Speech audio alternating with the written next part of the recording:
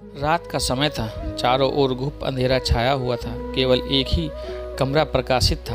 वहाँ 4 मोमबत्तियाँ जल रही थीं। चारों मोमबत्तियाँ एकांत देखकर आपस में बातें करने लगी। पहली मोमबत्ती बोली, मैं शांति हूँ। जब मैं इस दुनिया को देखती हूँ तो बहुत दुख होता है। चारों ओर आपाधापी, लूट खसोट और हिंसा का बोलबाला है। ऐसे में यहाँ रहना मुश्किल है। अब मैं यहाँ और नहीं रह सकती। इतना कहकर मोमबत्ती बुझ गई। दूसरी मोमबत्ती भी अपने मन की बात कहने लगी। मैं विश्वास हूँ। मुझे लगता है कि झूठ, धोखा, फरेब, बेईमानी मेरा वजूद ख़त्म करते जा रहा है। ये जगह अब मेरे लायक नहीं रही। मैं भी जा रही हूँ। इतना कहकर दूसरी मोमबत्ती भी बुझ गई। तीसरी मोमबत्ती भी दुखी थी।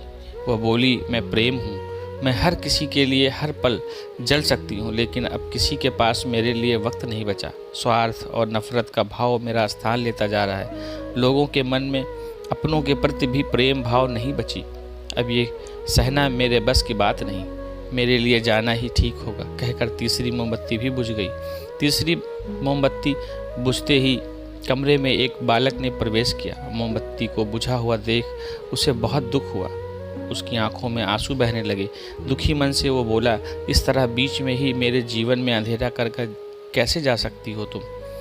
तुम्हें तो अंत तक पूरा जलना था, लेकिन तुमने मेरा साथ छोड़ दिया।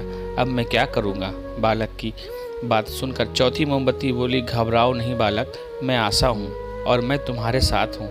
जब तक मैं जलती रहूँगी तुम मेरी लौ से दूसरी मोमबत्तियों को जला सकते हो। चौथी मोमबत्ती की बात सुनकर बालक को ढांढस बन गया।